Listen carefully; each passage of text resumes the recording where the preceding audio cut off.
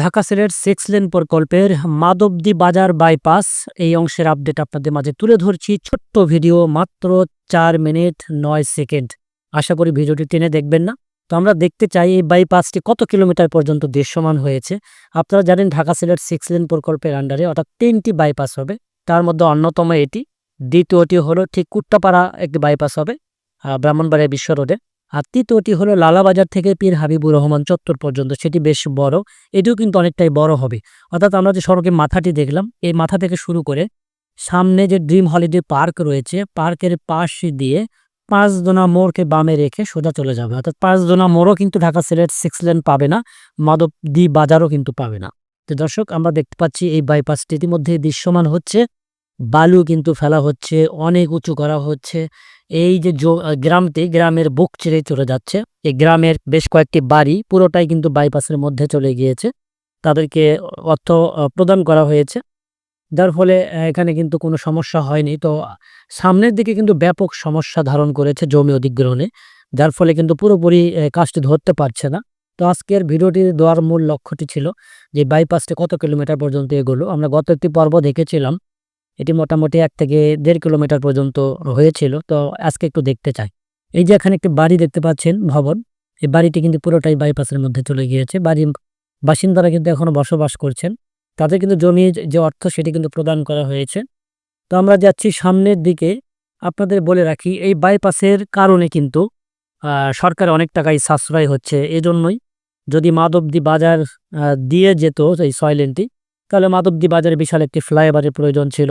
পাশাপাশি দুই পাশে যে অসংখ্য ভবন, সেগুলোর কিন্তু ভাঙতে হতো, অধিগ্রহণ করতে হতো। এটা ব্যয়বহুল খরচ ছিল। পাশাপাশি কিন্তু দৈর্ঘ্যটাও বাড়তো, যেহেতু বাঁক রয়েছে, বাঁক থেকে ডানে গিয়ে আবার বামে এসেছে। তো এটি কিন্তু সোজা চলে যাচ্ছে, যেহেতু বড় বড় কোনো ভবন অধিগ্রহণ করতে হয়নি। পাশাপাশি ফ্লাইওভারের কোনো প্রয়োজন নেই, যার ফলে কিন্তু এই বাইপাসটি করা হচ্ছে। আমরা দেখতে পাচ্ছি এই যে একটি গ্রাম, গ্রামের বুক চিরে চলে যাচ্ছে ঢাকা সিলেট 6 লেন প্রকল্পের এই বাইপাসটি। মূলত এই বাইপাসটি শুধু একটি নয়, এই ঢাকা সিলেট 6 লেন প্রকল্পে মোট ৩টি বাইপাস হবে। আমি আগে বলেছিলাম যে এটি হলো মাধবদী, দ্বিতীয়টি হলো কুট্টাপাড়া, তৃতীয়টি হলো লালাবাজার থেকে পীর হাবিবুর রহমান চত্বর পর্যন্ত।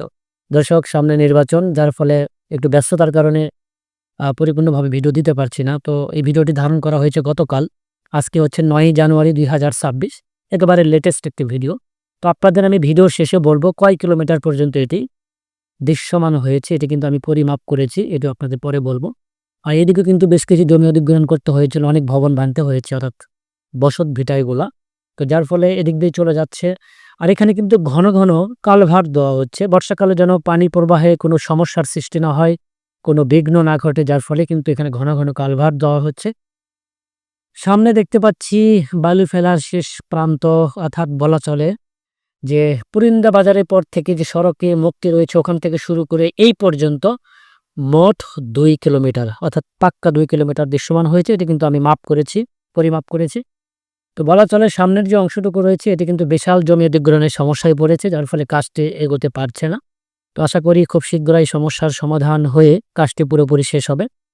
তো দর্শক, আজকের এই ছোট্ট ভিডিওটি ৪ মিনিট ৯ সেকেন্ডে। আশা করি ভিডিওটি পুরোটা আপনারা দেখবেন। তো পরবর্তীতে হয়তোবা আগামীকাল একটি ভিডিও আসতে পারে। আগামীকাল ভিডিওটি দিব যে ইনার সার্কুলার রোডের, সেটা আজকে ধারণ করেছি। তো আজকে ইনশাল্লাহ যদি এডিট করতে পারি, আগামীকাল পাবেন। আর যদি না পারি তাহলে পরশু ইনশাল্লাহ পেয়ে যাবেন। তো দেখা হবে আগামী কোনো পর্বে। ভালো থাকুন, সুস্থ থাকুন। আল্লাহ হাফিজ।